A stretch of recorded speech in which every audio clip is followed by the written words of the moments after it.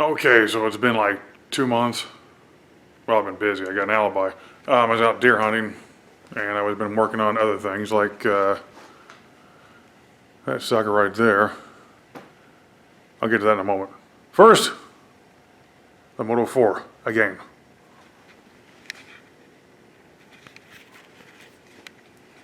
All right, so get that out of the way. Not complete yet, but we're getting there. The issue was, well, that's why the tires are cut off from the rims. We're still up on a jack stand for now until we get that figured out. I do have some new tires to put on it, but I had to cut these off, and I'm waiting for another tool to come in so I can get the remaining part of the rubber off. Yeah, they were pretty crusty in there. That was a fiasco. So the idea was I was going to get some new tires. Well, not new tires, but used tires. And I went somewhere where they had salvage stuff, some used stuff, some pretty decent stuff. So I was going to get those. Well, there was a miscommunication or something.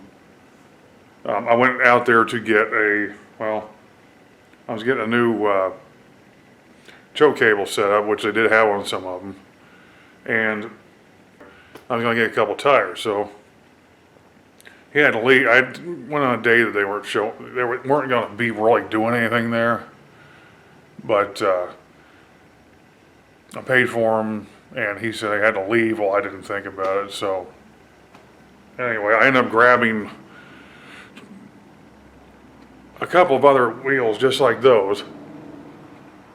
You know, that same model, those same tires, basically almost the same age, and they are actually holding air. Well, I did get this thing running, so I was running around the yard a couple times. I did it again, and the left tires started leaking. Just you could hear it. It was coming out pretty fast. So oh crap. So I told him about it, and I went back to him. He was good about it and everything. He didn't say like, well, it's not my problem or anything like that.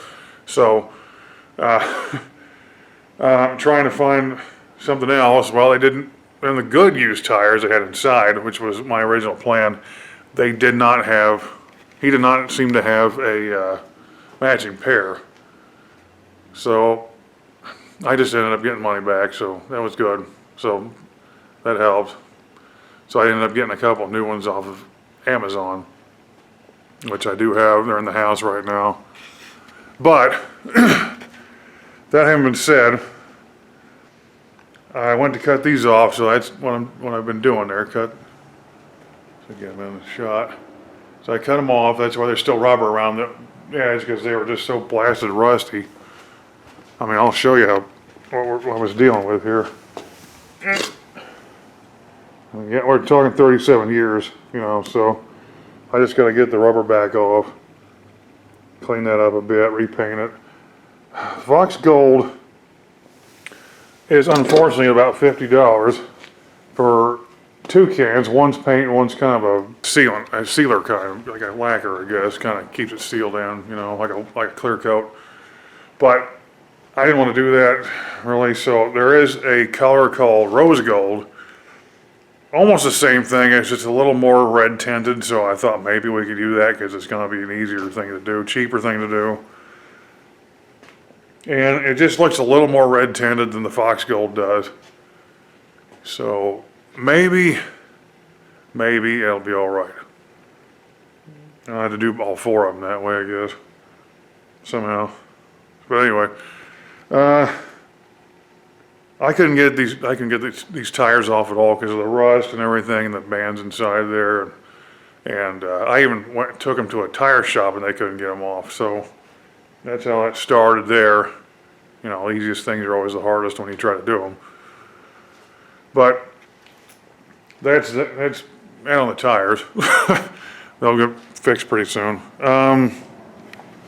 So it's been a while, obviously. So I got new brake cables on, going to both brakes. Got the choke cable I was hoping to find. It works pretty good. It does its job. Got Obviously I got the cylinder and the head back on. The new petcock right there works fine. Got a fuel filter in there and the new carburetor.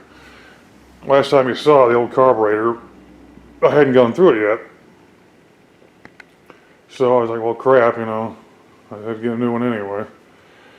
Unfortunately on this, the drain screw, do I find that? Yeah, right there. Drain screw and then the drain outlet there. When I finally got fuel into it, it kept coming out. There was a hose on here, kind of like this black one here. A little bit longer. But it kept coming out of there, so I tried to tighten it. Eventually, I tried to tighten it too much, and no matter how tight it was before it messed up, it was leaking still. So I figured, well, there's something wrong with that. So I took the car back apart, and I was like, well, crap, because I broke the wall out. And I ended up having to smear some JB Weld steel stick into it to make it stop leaking. So it's not leaking now, but unfortunately you can't drain the bowl out the normal way. Hopefully that'll be all right. I mean, you can still run it. You can still shut the fuel off at the petcock and just run it dry if you needed to. Or if you got to take the car back off, you know, you just dump it out when you open it back up. Well, anyway, yeah, so I had that, put that in, put the air box back on, had to, you know, use the heat gun to get them pliable enough to be put back on.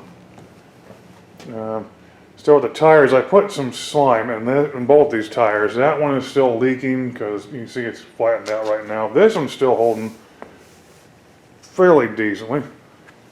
I think it was only down maybe a pound or two in between times. So there was that. And if you remember the battery box, I had that kind of messed up. Well, I had to cut that piece completely off, re-weld it back on, reshape it, get it set up. You can kind of see some weld and kind of burnt through it a little bit there, but it's holding pretty solidly. Here's the CDIs on it now. Feels like it's moving a little bit. I might need to tighten that up a little bit. I got the battery works. It's not an expensive battery, but the battery works. The only problem is it turns over real slow. It's like, I know it sounds dumb, but that's kind of how it sounds. Eventually it does start. It only takes a little bit of time, not a whole lot of time, but eventually it kicks over and it'll start. I put a few laps around the yard a couple different days. Yeah, well, I got that new cam in there, and I was talking about the profile of the lobes on it, and I said they look kind of funny. Well, the new one, it's not much different. I mean, there's a little wear on the old one, obviously, but the new one's not much different. So allegedly, it's not a big issue, the way it shapes, but you know, there's a new one in there. There's new rockers, new rocker guide rods, and all that crap in there, so it runs pretty good.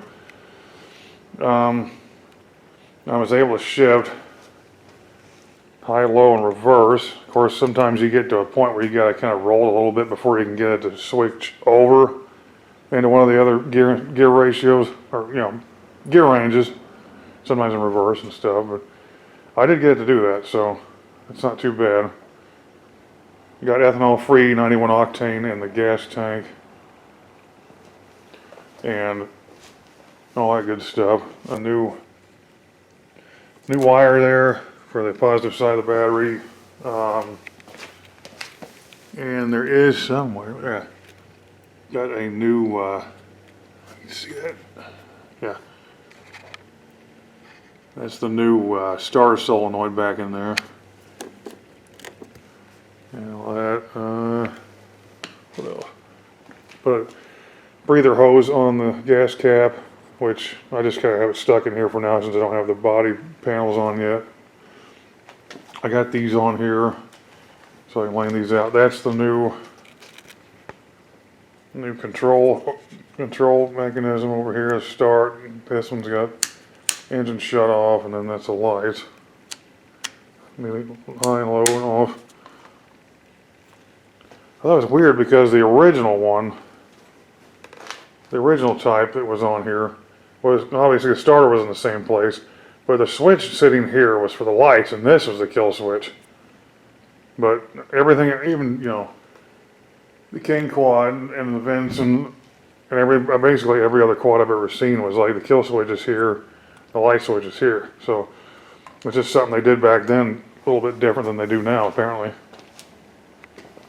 Yeah, I got the new cables on. I ended up having to get new brake shoes for the front and brake pads for the brake pad set for the rear, and they do work a lot better now.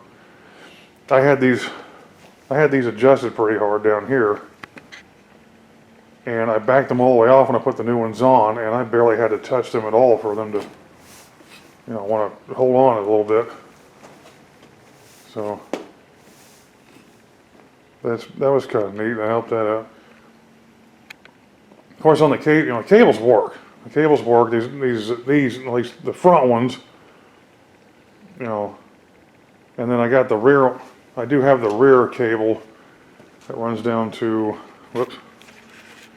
Rear cable that runs down to here and back to the rear brakes, which I believe is the, yeah, this outer one right here. You can see it's shinier, it's newer. Those are the only two cables I was able to hold on to because I got a replacement for the pedal cable. So, and, you know, it looked, you know, it was going to work. The only problem was it was like the sheath on it was too long, and I could not get it pulled back far enough to get into the brackets. So I had to send that back and loosen up and try to use the old one, which I think it might be a little stretched, but I got this, when I put the new pads in back here, I got this readjusted where I don't think we're having to go too far now to hit the brake now, because it was dropping pretty far compared to that. So it was a little bit of new pads and adjustment together on both the front and the back. Seemed like it made a big difference. Oh yeah, that's another thing. Yeah, I remember I had to get a new stud, a new nut for the exhaust. Anyway, that's a new stud. Yeah, new stud and the new nut. Well, I put it back on there whenever I was putting the tailpipe back on and painted that. Cleaned rust off, painted that. That's the original. That place I mentioned earlier, I got the new, it's really dark in here, isn't it? I got the new, well, not a new one, but I got a tailpipe that was, or a muffler that was in better shape than the one that was on here. Of course, I had to do some patching in a few places, which seems all right. Got that together, painted that. On Amazon, I got a hold of a new spark arrestor assembly there. Shoved that in there. It seems to be working pretty good. Let's see what else. I got grips, of course. These grips aren't exactly, I guess they probably aren't the exact type that should be on here, but they're the same size, so I just put them on there anyway. I had to relieve that one for the, so I wouldn't get in the way with the throttle, which, I mean, they work, you know, they work just kind of like the aftermarket cables, they work. They may not be perfect, but they work. Whereas like on the, you know, on the King quad, you got a longer grip. On the Vincent, you got the same type of grip, pretty much longer, which would have been more ideal, I guess. But trying to find stuff that worked without killing the budget, which we're already pretty high on. They work though, I mean, no problem there. Everything seems to be okay with that. Trying to think of what else. Tried to grease some of the fittings down there. Some of them didn't take and some did. I think they're all right though. Well, yeah. So I was putting the. Sit back down here. Hold on a second. All right. So I was putting this back on. Yeah, well, I did have a little smoking going on the second time I had it out, not the first, but I think it's because I got it hotter. I think just because there's a an old seepage point here that should be sealed off now pretty good, because I did that. But it was like that before. I think that just, the old oil spill there just got kind of warm and started smoking off a little bit. But before that was just the smoking that started out was just the paint on the pipe. They said, you know, it's a high heat paint. It said it would actually smoke when it started up because it was kind of curing itself by heat. So that, you know, that should be okay. That's all I was doing there, and I think that was the only thing smoking down there was that old oil slick. I can scrub that off later if I want to. But I kind of did. Well, I had the well, of course, they're always aftermarket gaskets and whatnot in there. So this gasket down here was a little bit off. I had to open up one of the holes on that other side to get it to line up so everything would come together, and I think that worked out pretty good. So what I did was, on top of the crankcase there at the opening, I did kind of like Joe Weber does, has two Vantage, smeared a little bit of RTV around there, then put the actual gasket down on top of it, and then the cylinder head, and all that. So everything else went pretty good. Let's see. Got the bolts hold everything down, torqued properly, and all that. I got the cam chain on, it's lined up with timing as much as possible. It didn't look like it was perfectly on, but if I turned it back another tooth on the cam gear, it would have been way off. But it's running, so it's running fine. I don't notice any issues there that I know of. It's a little noisier than I'm used to, but I don't know if that's something going on here or that's just how these were, because I never had a never had a Moto 4. I was gonna say muzzle loader because it's muzzleloader's coming up on Saturday. Anyway, there's that. Oh yeah, I had a big fiasco with the piston and rings because I needed new rings, right? Well, I was gonna get a new piston and ring set like I did on the G16A golf cart. Well, I figured it was a standard stock piston size at 83 millimeters, so I got a set that had the standard size. No, piston was too small, the rings were too wide of a gap, and I was like, what the heck's going on here? So I measured it. I should have done that first, but I measured it, and I had an 83.5 millimeter piston and about an 84 millimeter cylinder. So I was like, well, you know, I haven't done this much before with something like this. So I got an 83.5 millimeter piston ring set, tried that. I put it down on the cylinder, there's a huge gap still. I'm like, what is going on here? Fine. I guess I need 84 millimeter rings. So I did. But before that, I was having to had to send back the old ones, and the seller on eBay decided to cancel my order for the 84 millimeter rings because and then they typed something out and make it sound like I'm some kind of frickin' idiot. Like I just don't know what I'm doing, which it's like that much true, but not the whole thing. So I said, forget you. So then I went on Amazon, got a set of 84 millimeter rings, and those worked. That's what's in here now. So it turns out that somebody in the past overbored it by a millimeter and put a slightly larger, seems like factory piston in it. I mean, the 3050 is supposed to have an 83 millimeter bore, and I guess 83 millimeter piston rings. Well, this one has an 83.5 millimeter piston.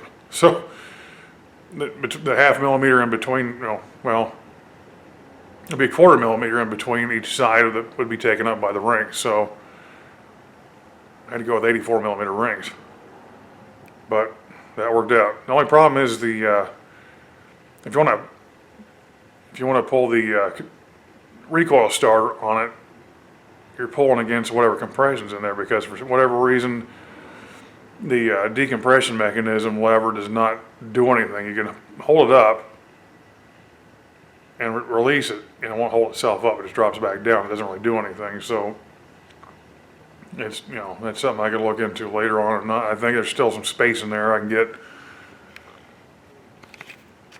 some space in there. I can get to the front cover there on the exhaust valves. So that's that. But yeah, I mean, this sucker's running. Just got to get some more bugs and kinks knocked out. Like, it will need new rear tires one day. I'm getting new ones on. Like I said, they're in the house. The only thing about them is a lot more aggressive tread on them than the old school type. But that's what we got now, so that's all we can get a hold of sometimes. Stuff when it's, you know, over 20, it's 37, 30 plus years old stuff, which this is 37 years old, stuff is not going to have replacement parts is rarely available. That's why we have to go with the cheaper replacement cables and whatnot and all that stuff. But yeah, that's the Moto 4 for now.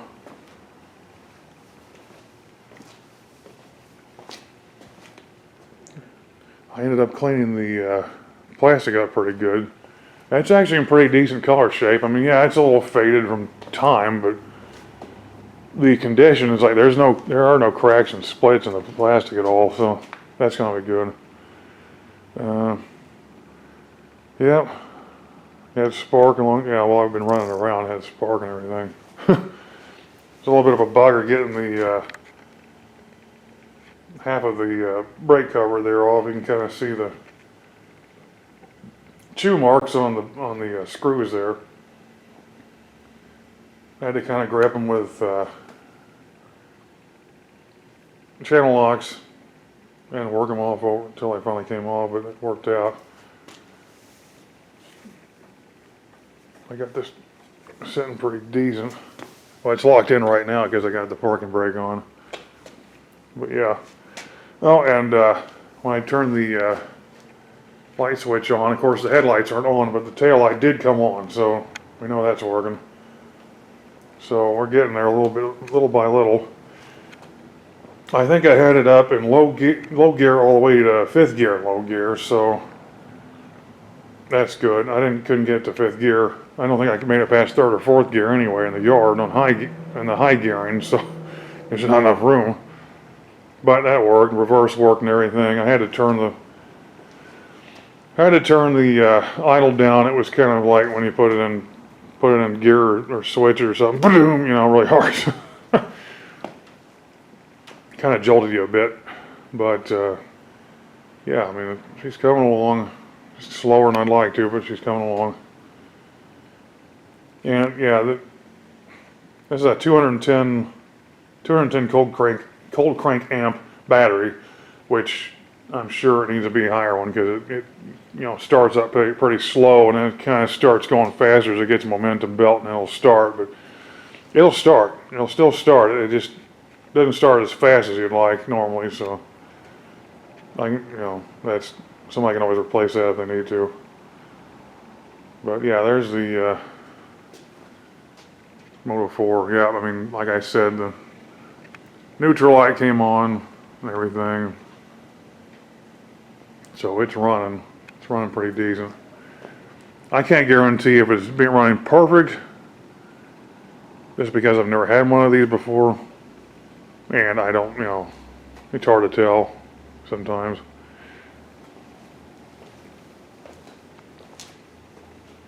Being overboard if it made a difference or not. So. But it's got some power. I mean, you hammer down, that thing wants to throw you forward pretty fast. Especially even after you've been moving, it just kind of pushes you pretty good. Right. I'll get that straightened out. That's refuse now. Get those back on. I do have more slime I can put in the bag. I might definitely have to put some more in that one. But I got that somewhere around here. But anyway, that's the Moto 4 for now.